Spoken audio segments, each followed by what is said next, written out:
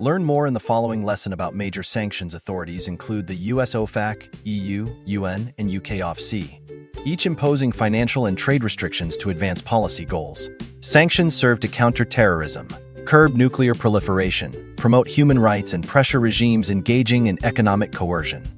Multilateral cooperation among these bodies strengthens their impact. However, their effectiveness remains debated, as sanctions do not always achieve desired political changes and can impose humanitarian costs. The European Union's sanctions regime is grounded in the Treaty on European Union II, the Treaty on the Functioning of the European Union (FU), and the Common Foreign and Security Policy (CFSP). These frameworks allow the EU to impose comprehensive, targeted, and sectoral measures. The EU maintains a consolidated list of sanctioned parties, with enforcement carried out at the national level by member states, typically through asset freezes and travel bans.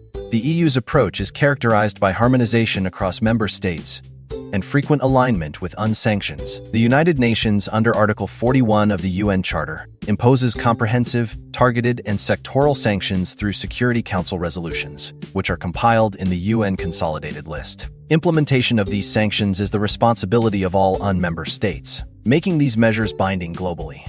The UN sanctions are primarily focused on maintaining international peace and security. The UK's Office of Financial Sanctions Implementation, OFAC, operates under the Sanctions and Anti-Money Laundering Act 2018 (SAMLA). OFAC administers comprehensive, targeted, and sectoral sanctions via the UK Consolidated List. It has strong enforcement powers, including civil and criminal penalties and asset freezes.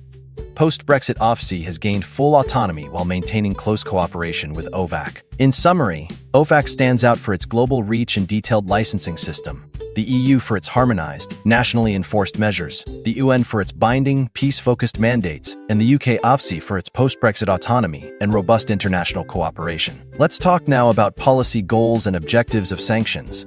Foreign policy (AMP) national security sanctions are often used to deter aggression, terrorism, or destabilizing activities that threaten international stability. For example, the US and EU imposed sanctions on Russia following its annexation of Crimea in 2014. These measures aim to punish Russia for violating Ukraine's sovereignty and to deter further territorial aggression. Counter-terrorism (AMP) non-proliferation sanctions play a critical role in blocking terrorist financing and preventing the proliferation of weapons of mass destruction (WMDs).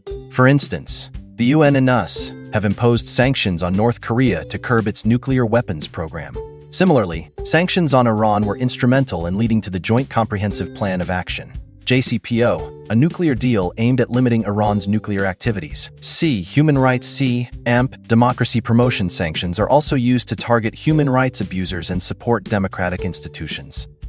For example, OFAC has issued authorizations for NGOs to operate in Iran, promoting democracy and human rights despite the broader sanctions regime. These measures aim to pressure oppressive regimes while supporting civil society. Economic coercion (AMP) behavioral change economic sanctions are designed to impose financial pain on a target to induce compliance or policy changes.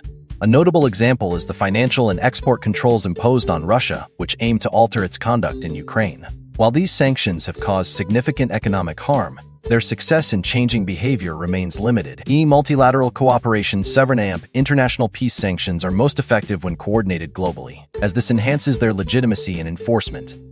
For example, the UN Security Council has imposed sanctions on North Korea to address its nuclear program. Since 1966, the UN has implemented multiple sanctions regimes to promote international peace and security, often aligning with other global powers. Effectiveness debate. The effectiveness of sanctions depends on clear objectives, strong enforcement, and diplomatic support.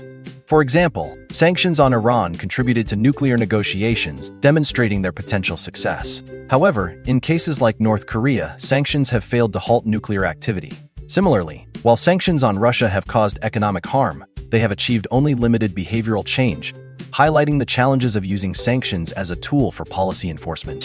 Sum up: sanctions are a cornerstone of modern international relations and compliance practice.